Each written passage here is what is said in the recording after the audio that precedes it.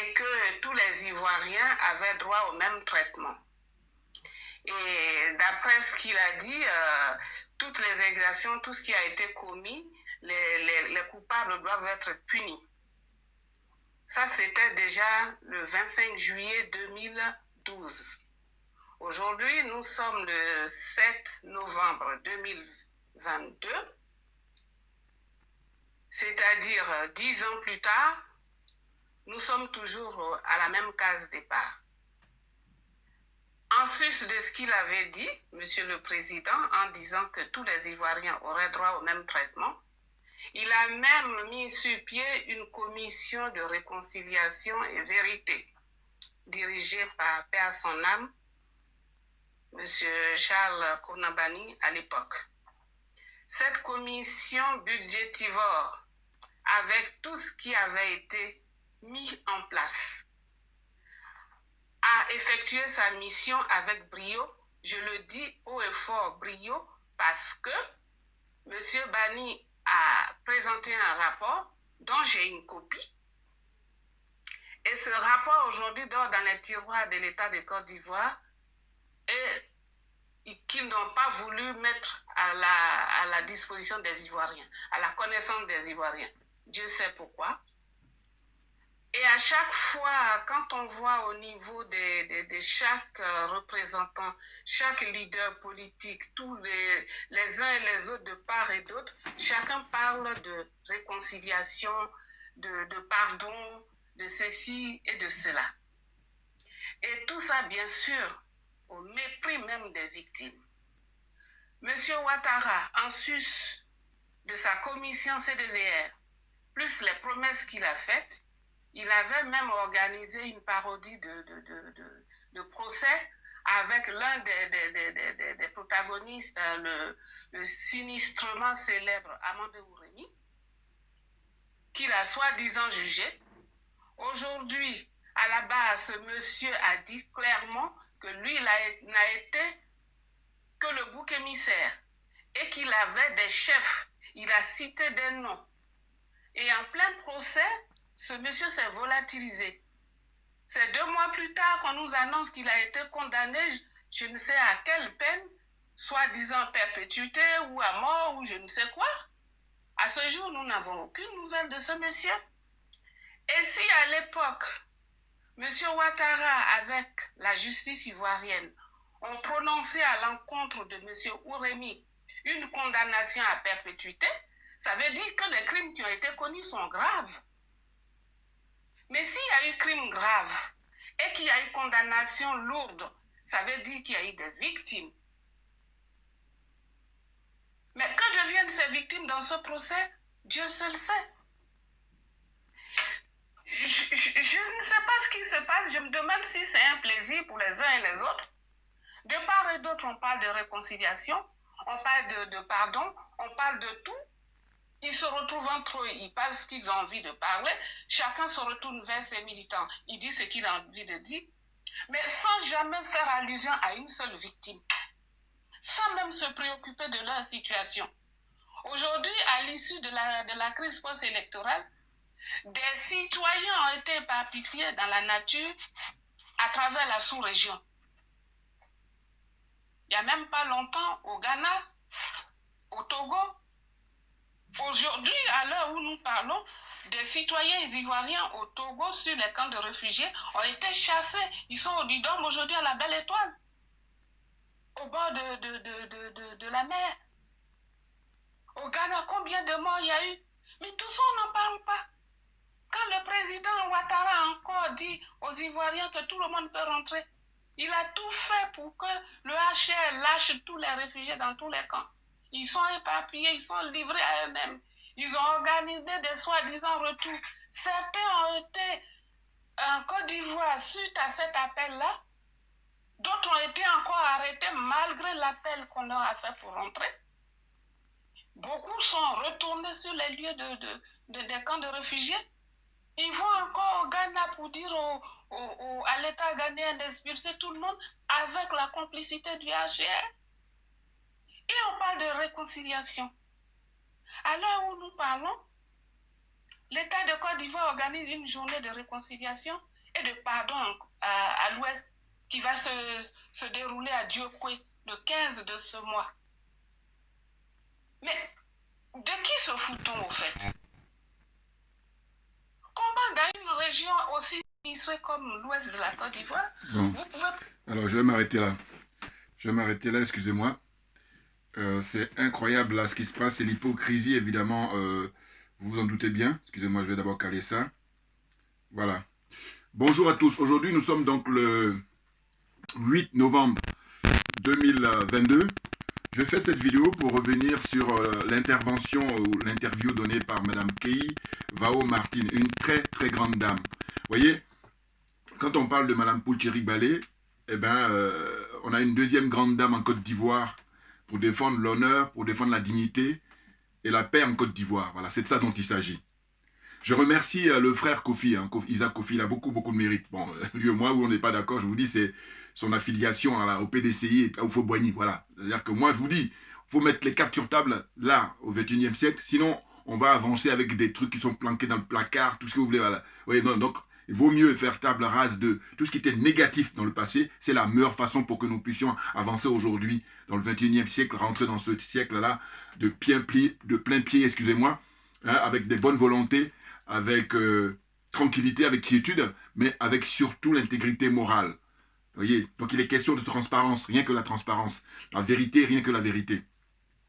Donc cette dame-là, figurez-vous que elle a beaucoup de mérite, hein, une dame digne, incorruptible, parce que vous imaginez, elle a été approchée. Hein. Alors là, puis même sa vie est en danger, elle aussi également, parce qu'elle détient une bombe, pour ne pas dire des bombes.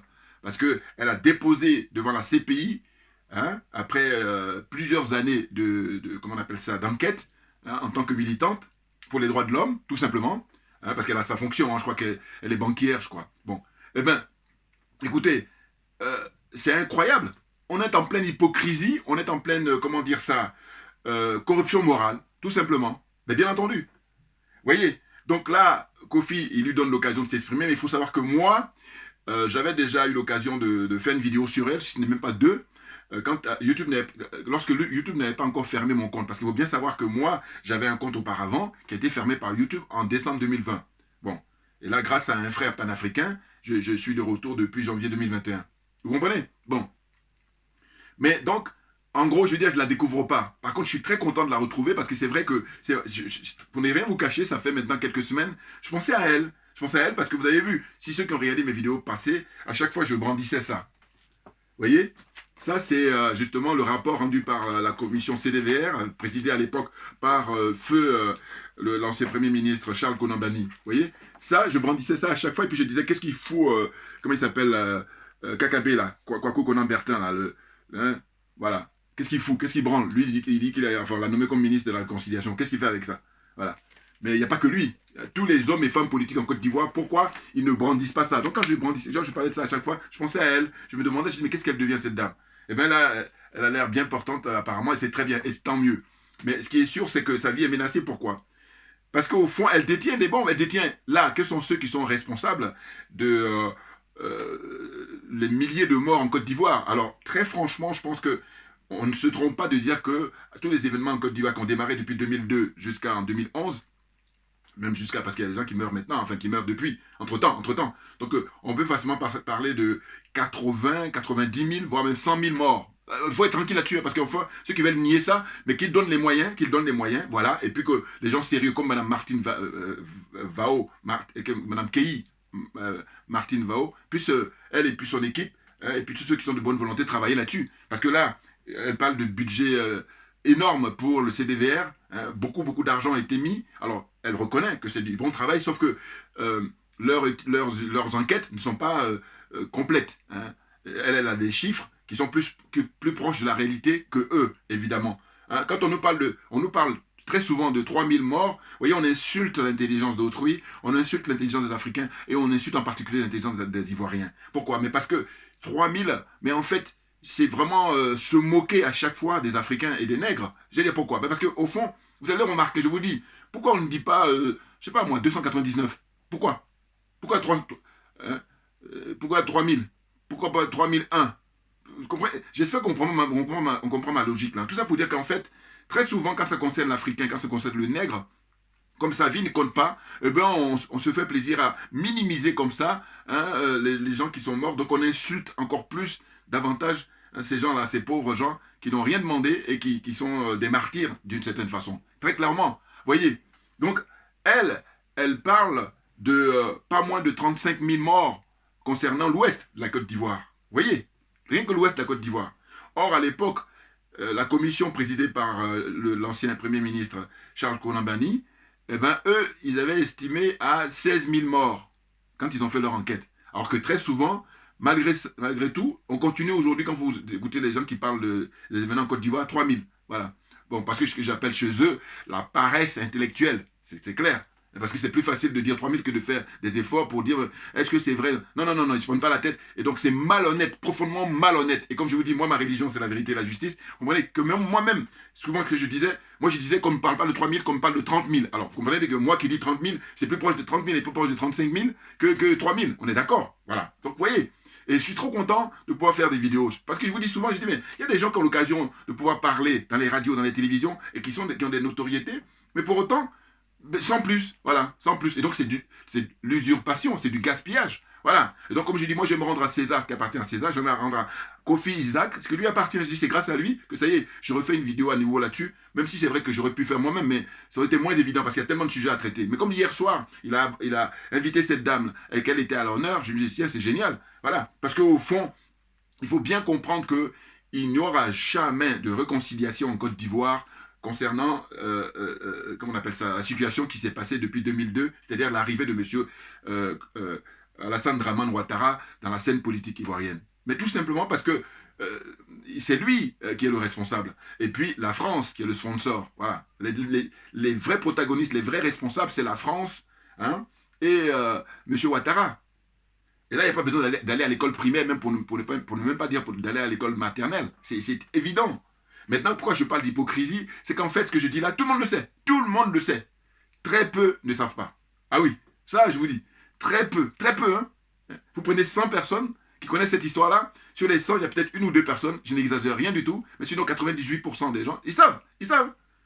Mais seulement, on est dans l'hypocrisie, on est dans la corruption morale, et ensuite, après, il y a la corruption matérielle. Sachant que quand on est corrompu matériellement, on est automatiquement corrompu moralement. Mais on peut être corrompu moralement sans être corrompu matériellement. Bouillard, comprenne qui veut, comprenne qui peut. On est parti. J'ai pris quelques notes. Hein. Je trouve très intéressant. Hein. Je vous dis, moi je remercie encore une fois, énième fois, de toute façon je ne vais pas m'en lasser, ceux qui ont inventé Internet. Parce que vous voyez encore, hier quand M. Isaac Kofi donnait l'occasion à cette dame de s'exprimer, alors je me dis deux choses. Soit lui n'était pas suffisamment informé, ou alors il ne voulait pas, comment dire... mettre le pied dans le plat, j'allais dire, de manière à balayer tout. Bon, ce qui me vient à l'esprit quand je regardais hier, j'ai regardé à nouveau pour faire cette vidéo-là, pour prendre des notes, c'est que à aucun moment, il a été question de l'entrave dont a été victime cette dame. Entrave pour le processus dans lequel elle se retrouvait pour mener à bien ses actions et déposer son dossier devant la CPI. Notamment, je pense là très clairement à Madame l'avocate Abiba Touré, qui est ni plus ni moins l'avocate de M. Gbagbo, qui est sa conseillère. Vous comprenez? Ah oui, il y a un contentieux très très important, et même pas seulement elle. Il y a Mme Abiba Touré, avocate, hein, conseillère de M. Laurent Gbagbo, et puis il y a aussi Mme Nadi Bamba, qui, elle, paraît-il, finance au maximum. Donc aujourd'hui, ceux qui sont les soutiens du président Gbagbo, à chaque fois, comme eux, ils sont rentrés en religion, pour eux, il est hors de question de dire la vérité. Ah non, ils sont fâchés avec la vérité. Alors, là, comme ça, ils vont te dire, oui, mais toi, t'as ta vérité. Non, il n'y a pas 10 000 vérités, il y a une seule vérité. Voilà, faut arrêter avec ça. Ça, c'est la française, ça, que je t'embrouille. Non. Donc, ce que je veux dire, c'est quoi? C'est que je dis, jusqu'à présent, vous avez observé que je me gardais de parler des liens, de M. Gbagbo avec Mme Nadi Bamba. Je disais ça très rapidement à chaque fois dans mes vidéos passées. Mais là, je suis obligé d'en parler. Parce qu'au fond, ça participe à la manifestation de la vérité. Ça veut dire quoi? Ça veut dire qu'au fond, M. Gbagbo était avec Mme Simone Gbagbo. Et l'histoire nous a montré quelle a été la force qu'ils avaient et qu'est-ce qu'ils ont pu subir justement compte tenu de leur démarche de vouloir émanciper la Côte d'Ivoire vis-à-vis de la France, vis-à-vis de la France-Afrique. Bon, je l'ai dit, de mon point de vue, je dis que le problème qui se posait, c'est que le président Gbagbo, il était mal entouré. Voilà. Et puis là, pareil, il continue. Il s'est séparé maintenant de Mme Gbagbo, donc voilà. Et puis il y a beaucoup de gens qui sont déçus de cette séparation. Très clairement, c'est pour ça que tout part en vrille.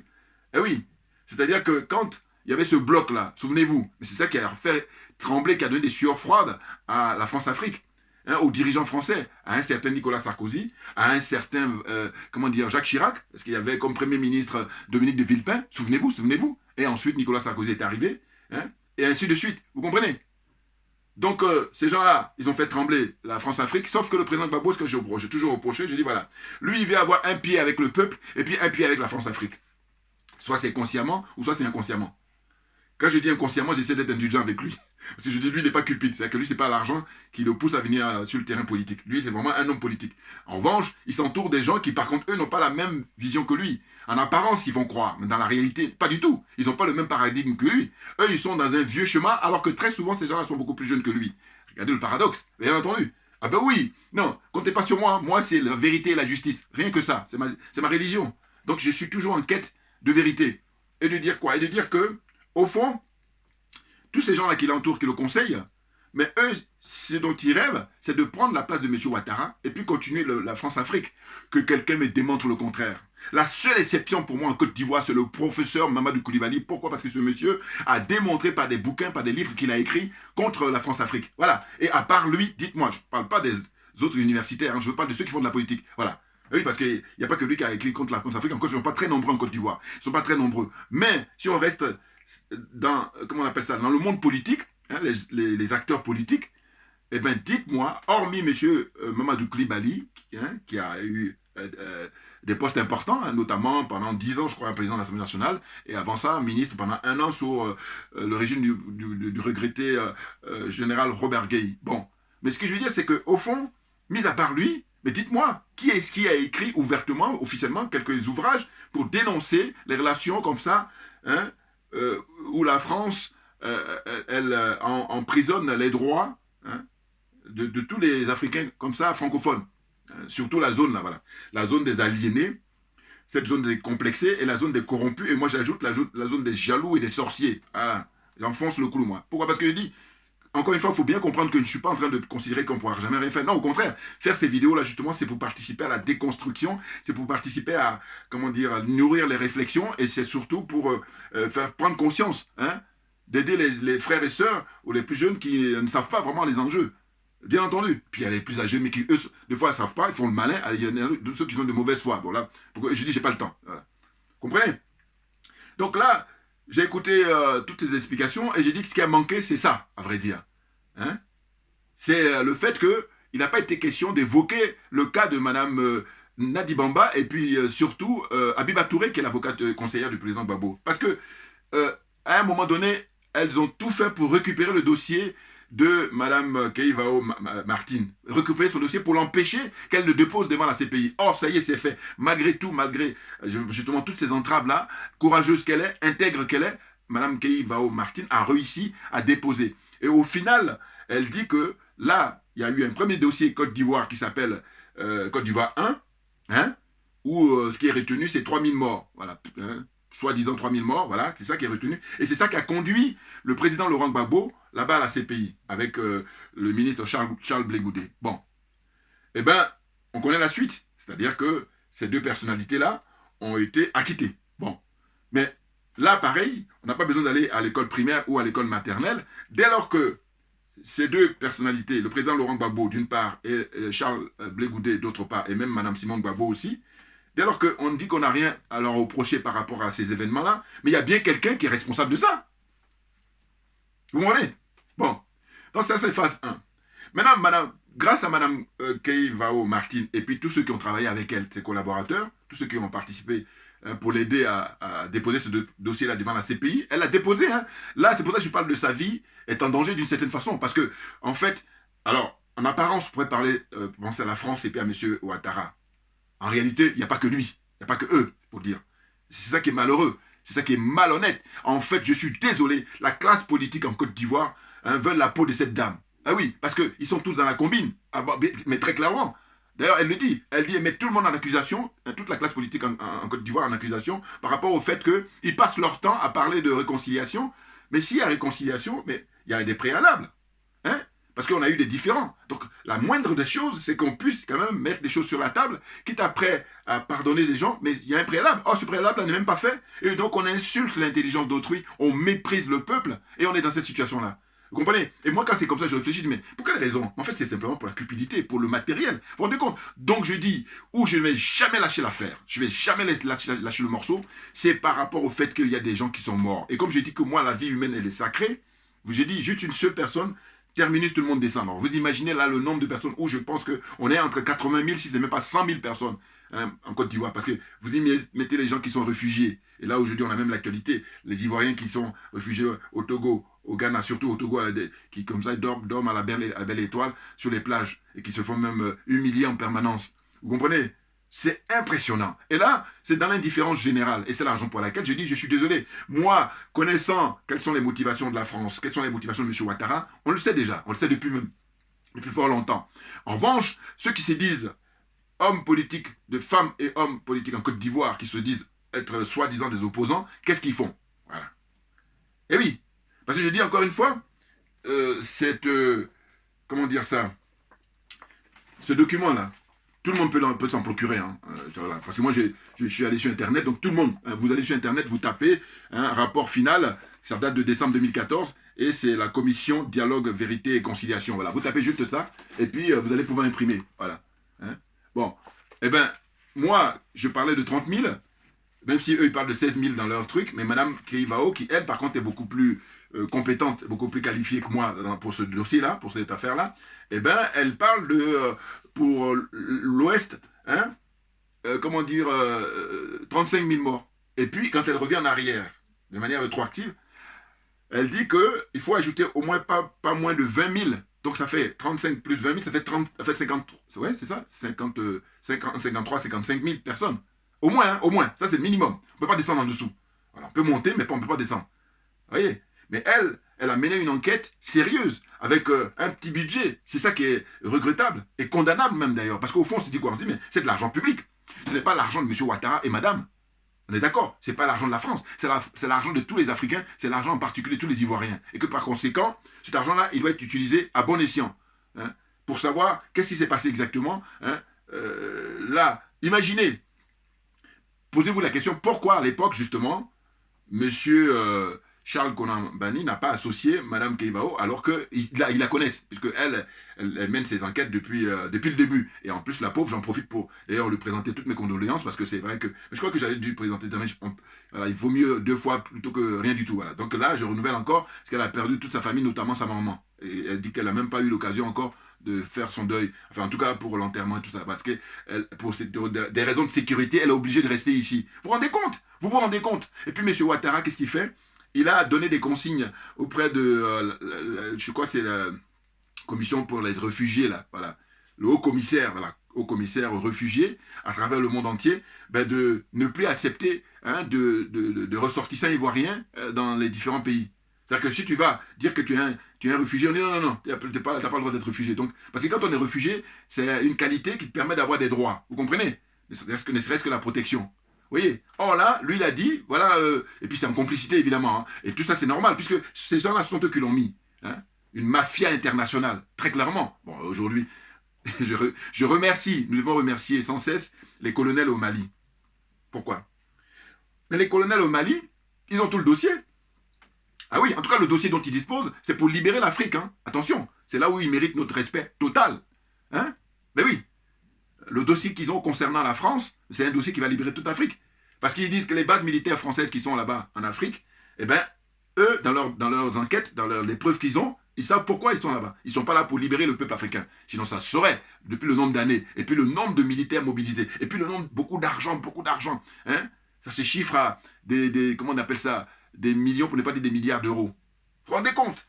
Et tout ça pourquoi? Pour le plaisir, comme ça, des gens qui ont l'apparence d'êtres humains, mais qui ne sont pas des êtres humains. Tournez ça dans tous les sens que vous voulez. Moi, je suis quelqu'un de pragmatique, et puis je suis quelqu'un de concret. J'ai dit, bon, dites-moi, tu dis que tu es être humain, là, d'accord, mais montre, là, au niveau de manière concrète, ça donne quoi? Voilà. Parce que normalement, quand on se dit être humain, déjà, on doit respecter la vie humaine. Déjà. Vous voyez? Et puis, on ne peut pas regarder autrui, on ne peut pas regarder son semblable, hein, comme ça, agonir, ou même comme moins que rien. Même les animaux, dont nous, en tant qu'humains, en tant que les humains, ils ont toujours tendance à dire que... Alors que, je vous dis, moi, je suis un adepte des documents animaliers, mais plusieurs fois comme ça, j'étais sidéré par l'attitude animale. C'est impressionnant. Donc, on doit prendre des leçons à leur dire ça même, c'est un euphémisme. Bien entendu. Comprenez? Donc, ces gens-là, dans l'apparence, ils ont l'impression d'être des êtres humains, mais moi, je dis, c'est juste l'apparence. Parce qu'en réalité, tout ce qui brille n'est pas de l'or. Voilà. On est d'accord, on connaît cette expression-là. C'est une réalité. Voilà. C'est pas parce que ça brille que c'est de l'or. Donc, pareil, c'est de l'apparence qu'ils ont, mais ce ne sont pas des êtres humains. Ça, je le maintiens par rapport à leur, comme ça, ce qu'ils font. N'importe quoi. Bon, donc les quelques notes que j'ai prises, je vais quand même lire rapidement pour avancer. Donc c'est quoi? C'est que je démarre avec... que je ne me trompe pas. C'est juste quelques pages là. Excusez-moi. Je ne vais pas trop traîner. Voilà.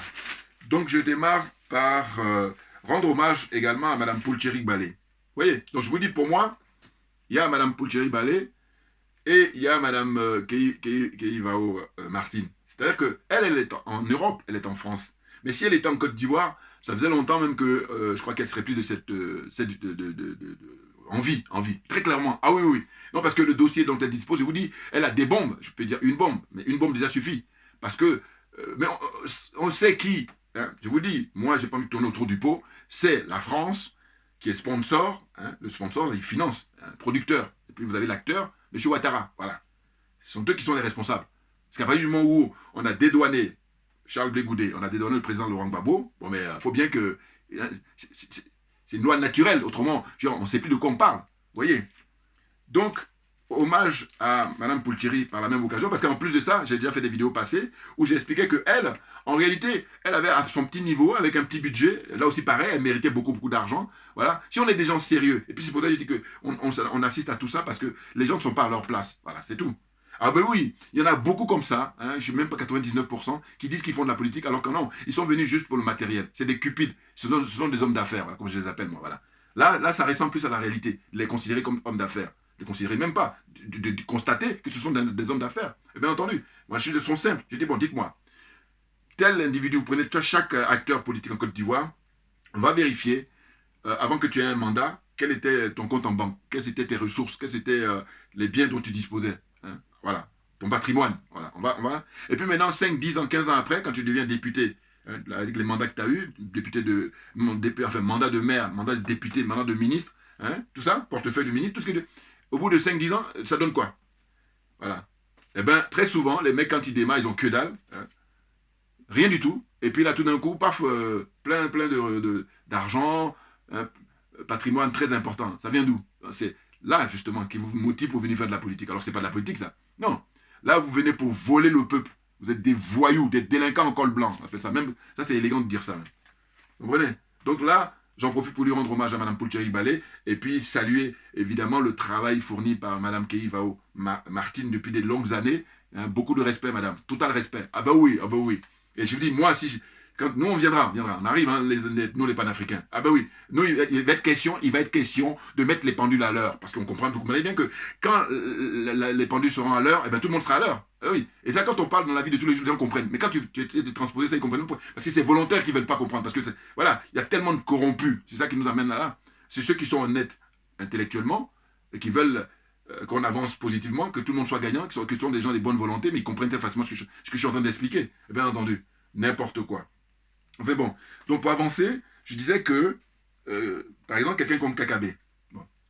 Là, donc, on apprend, hein, parce que c'est pour ça qu'elle a été invitée par Isaac Kofi, c'est que Kakabé, voilà, il a décidé là, dans la mascarade, hein, pour insulter encore plus ou davantage l'intelligence des gens, d'aller, je crois, comment ils disent, le 15 novembre ou le 25 novembre, en tout cas dans les semaines qui viennent, voilà.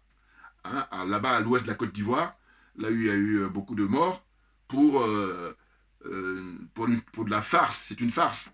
Elle dit qu'elle va faire réconciliation. Et donc, ce qu'elle a expliqué que je trouvais très intéressant, elle dit, mais qu'est-ce que c'est que ces gens-là qui, quand on veut faire une réconciliation, mais le préalable, c'est qu'on met les choses sur table. Et qu'au moins les victimes puissent s'exprimer, hein, montrer leur ressenti, hein, dire ce qui s'est passé, hein, avoir des échanges. Et en plus, il se trouve qu'on a l'expérience. L'expérience qui s'est passée, comment dire, au Rwanda, l'expérience qui s'est passée en Afrique du Sud surtout. Hein. Il y a eu là-bas une grande commission qui a été organisée et puis tout le monde est venu vider son sac Et c'est suite à ça, maintenant on dit, bon, comme on est condamné à vivre ensemble, mais bon, on va faire la paix. Par exemple, par exemple. Donc on a matière. Mais comme on a des gens qui ne sont pas des hommes politiques, qui ont d'autres motivations, qui ont d'autres préoccupations, c'est pour ça qu'on est dans cette situation-là. Et je vous dis, on est dans une hypocrisie permanente. Hypocrisie permanente, c'est clair.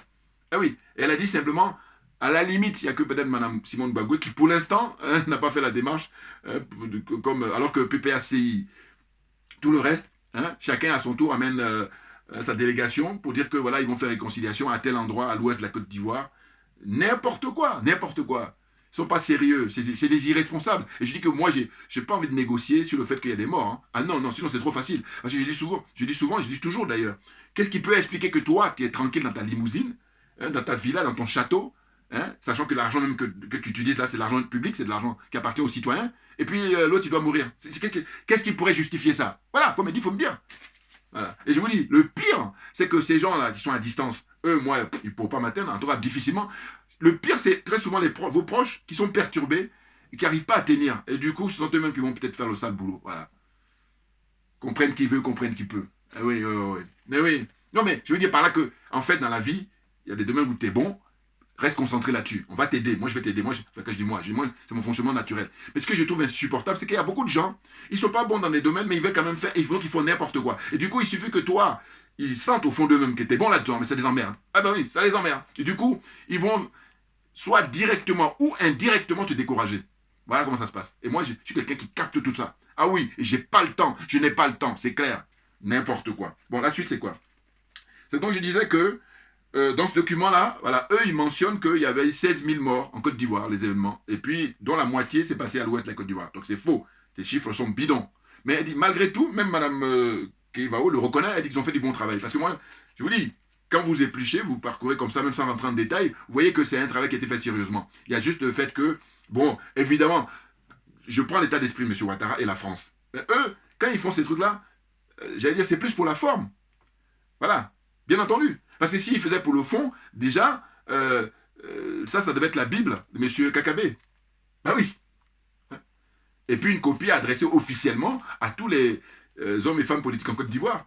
Même si c'est vrai qu'on peut se procurer, puisque moi je me suis procuré sur Internet. Donc tout le monde peut. Mais c'est important quand même le côté officiel.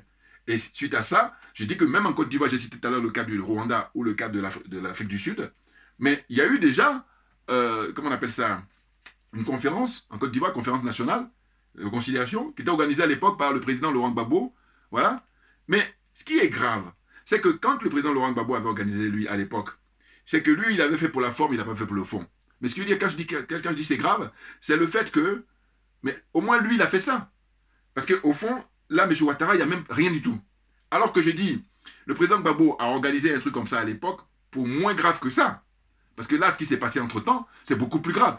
Est-ce qu'on est d'accord ou pas? Amenez-moi les commentaires pour me dire je me trompe ou je ne me trompe pas. Voilà. C'est pour dire que... Mais si, pour moins que ça, on a organisé une conférence pour dire qu'on va faire une réconciliation, même si c'est vrai que, c'est ce que je dénonce d'ailleurs en permanence, et j'ai dénoncé dans le passé, je continue à dénoncer, c'est-à-dire, si le président Gbagbo avait fait le fond et la forme, c'était parfait. Mais lui, il a fait juste la forme, et du coup, bon, toujours, il jouait le malin, hein, voilà. C'est toujours la même histoire, voilà. Et là, le résultat des courses, on connaît la suite, voilà. CPI, 10 ans là-bas, machin. Bon, vous voyez. Donc, M. Ouattara, lui, c'est même pas question. Voilà. Lui, c'est à l'ancienne, mais vraiment ancienne. C'est-à-dire qu'il rêve toujours l'époque où Houphouët-Boigny avait un parti unique, et puis tout le monde était là à suivre. Voilà, c'est ça, M. Ouattara. Il faut bien comprendre ce fonctionnement. Hein. Sauf qu'on a changé d'époque. Houphouët-Boigny, c'était au XXe siècle. Là, on est au XXIe, avec l'évolution numérique, hein, les informations et tout ça. Et par contre, c'est beaucoup plus barbare, parce que quand on coupe la tête du petit Kofi, et le monde entier est témoin, et puis on s'en fout, mais vous comprenez bien que en fait, le fait qu'on coupe la tête du petit Kofi, c'est venu après. Là, on parlait déjà des événements de 2002 jusqu'en 2011. Il y a des milliers de morts, et pour autant, M. Ouattara est tranquille avec son camp. Vous voyez? Donc, c'est simple. Ce sont eux qui sont responsables de tout ça, et c'est pour ça qu'on assiste à ce statu quo. Maintenant, le problème, c'est l'hypocrisie des hommes et femmes politiques là-bas. Que fait M. Gbagbo? Voilà. Alors qu'il sait, hein? Mais on a une situation comme ça où voilà, ils sont dépassés par les événements, très clairement, ils sont dépassés par les événements. Mais dans ce cas-là, laissez la place à des gens qui soient très courageux, hein, qui soient honnêtes, intègres, pour prendre le dossier en main. Sachant que, normalement, en politique, c'est chacun à son tour. Vous comprenez? Alors que c'est pas ça. Hein. On fait, limite, j'ai envie de dire même la politique de la terre brûlée. Voilà. Comme ça, tout le monde est perdant. N'importe quoi, n'importe quoi. Ces gens sont des irresponsables, très clairement. Ah, je me permets parce qu'il y a des morts. Hein. Ah non, moi, dès qu'il y a des morts, le reste, je sais pas mon problème. Parce que je dis, moi, j'ai plutôt cette morale-là, cette façon de voir les choses, plutôt que le contraire. Des diables, des satans, tout ce que vous voulez, voyous, criminels et tout ça. Enfin, bon, je trouve bien. Sorciers, voilà, c'est ça. On est en pleine sorcellerie. Et, un moment, on parle de qui? Mais on parle justement des hommes et femmes politiques qui sont, comment d'ailleurs, originaires de l'Ouest, la Côte d'Ivoire. L'Ouest, la Côte d'Ivoire, vous avez qui? Vous avez, bon, alors il y a le petit Ouest et puis il y a le Grand Ouest. Bon, si on prend le Grand Ouest, vous avez qui? Vous avez donc les Gouro, vous avez les Bété, vous avez les Yakuba, vous avez les Wobé, vous avez les Guéré, hein, ainsi de suite. Hein. Donc, grande tendance, on va dire Guéré, hein, à l'Ouest, et puis les Bété, bon. Mais ça n'empêche que là, concrètement, c'est vraiment l'Ouest du côté, le peuple, ouais, bon. Mais il y a des hommes et femmes politiques. Et, enfin, ils disent qu'ils font de la politique. Mais la question aujourd'hui, compte tenu de ça, avec le rapport qu'a déposé Mme Keïvao Martine, je dis qu'il faut que chacun prenne ses responsabilités. Chers frères et sœurs, ça veut dire quoi? Ça veut dire qu'en fait, il y a deux camps. Il y a le camp des gens qui refusent la corruption. Donc moi, je fais partie, et Mme Keïvao également. On n'est pas les seuls. Et puis l'autre camp, c'est ceux qui acceptent la corruption. D'abord corruption morale, et ensuite corruption matérielle. Et c'est ces gens-là qui, malgré tout, alors qu'ils sont au courant, mais ils disent non, non, non, c'est plus fort que nous, donc on va avec M. Ouattara, on va avec la France, et puis on continue comme ça hein, à nourrir le système de la France-Afrique, et même au détriment hein, du peuple, hein, avec le nombre de morts qu'il y a. Voilà, ils sont dans cette tendance-là. Et moi je dis non, je suis désolé. Tous les hommes et femmes politiques en Côte d'Ivoire en général, et les gens ressortissants de l'Ouest en particulier, le moment est venu, on est à l'heure d'Internet, on est à l'heure des réseaux sociaux, donc quelqu'un ne peut pas dire que je ne suis pas au courant. Voilà. Donc, il faut assumer vos actes. Ah ben oui, vous êtes des adultes. Donc un mineur, on peut l'excuser, encore que ça dépend. Mais en tous les cas, dès que vous êtes majeur, vous allez assumer. Voilà. Eh bien, c'est de dire quoi? C'est de dire que le nombre de morts qu'il y a, et vous voulez aller à la réconciliation comme ça? Mais c'est une fuite en avant qui n'a pas de sens. Hein. Donc, je ne connais pas tous les noms là-bas à l'ouest de la Côte d'Ivoire, mais les deux comme ça qui me viennent à l'esprit, c'est Mme Anne Ouloto, hein, ministre de la fonction publique de M. Alassane Ouattara. Bon. Elle est originaire de l'ouest de la Côte d'Ivoire. Je crois que tu sais même qu'elle est guérie. Bon. Mais elle est tranquille, parce qu'elle fait du déni, elle nie. Hein, elle est claire là-dessus. Bon, c'est-à-dire qu'elle est rentrée dans un délire, mais qui est tellement fort qu'elle ne sait même plus où elle en est. C'est-à-dire que le matériel compte plus pour elle que la vie humaine, la vie de ses semblables, la vie de son peuple. Hein, donc elle a accepté comme ça de vendre son âme, je vais dire au grand jour. Il n'y a pas que elle, malheureusement. Je pense à M. Mabry Touakeu. Mabry Touakeu, qui lui, par contre, est Yakuba. Là, on est toujours dans l'Ouest. Hein. C'est-à-dire que moi, quand je dis que je suis panafricain, vous savez quoi? Mais au-delà d'être panafricain, je suis un être humain. Ça veut dire que je suis très sensible à l'être humain. C'est-à-dire qu'un Asiatique, comment on appelle ça encore? Un Indien, un Américain, un Européen, enfin, tout être humain. Voilà, c'est ça. Ça me touche. Naturellement. Et Dieu seul sait, Dieu le sait.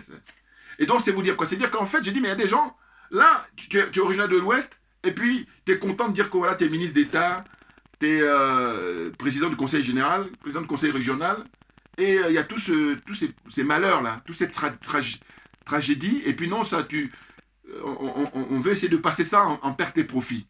Mais vous vous rendez compte? Mais excusez-moi, faites pas de la politique. Hein. Là, vous faites tout, mais pas de la politique. Et quand je suis gentil, j'ai dit vous faites des affaires. Mais autrement, vous êtes dans le diabolisme. C'est terrible. Non, mais attendez, mais vous faites la politique pour qui?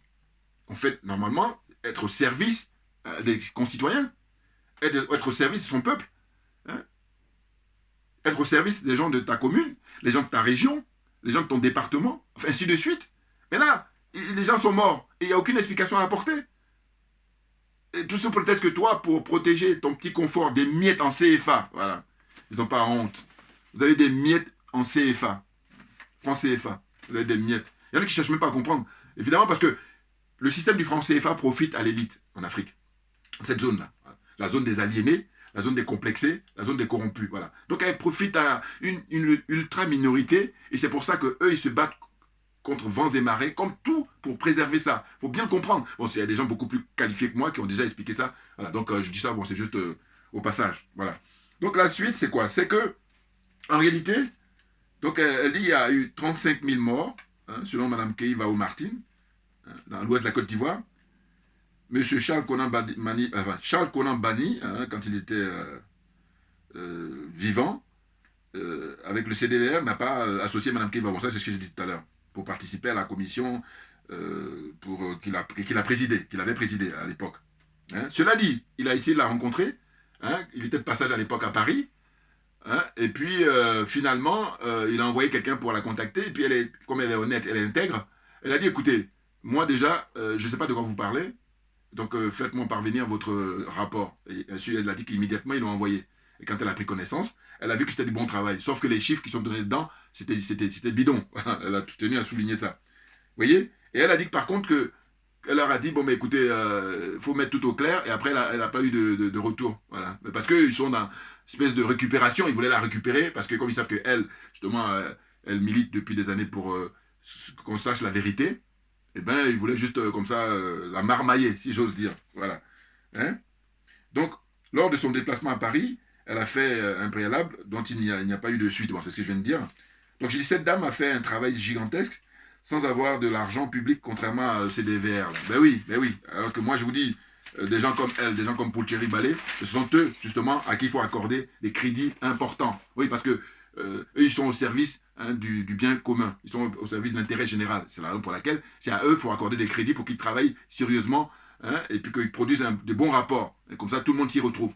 Il n'y a pas de quiproquo, il n'y a pas de... Non, voilà. Parce que leurs motivations sont beaucoup plus, comment dire ça, simples. Et puis, aider à la manifestation de la vérité. Voilà. Non, mais c'est incroyable, hein. On en est rendu là. Vous voyez? Donc, ce qu'elle précise, c'est que entre 2002 et 2010, hein, les événements, il y a au moins minimum 20 000 morts à l'époque. Et la période de 2011, c'est 35 000. Donc, en fait, quand vous associez les deux, ça fait, je vous dis, 55, hein, c'est ça, hein, 55 000 personnes. Au moins. Moi, je dis, on peut monter même à 100 000. Parce que là, c'est à peu près. Oui, parce qu'il y a des gens, par manque de moyens, elle n'a pas pu y aller partout. Et d'ailleurs, elle dit qu'elle vit ici en Europe.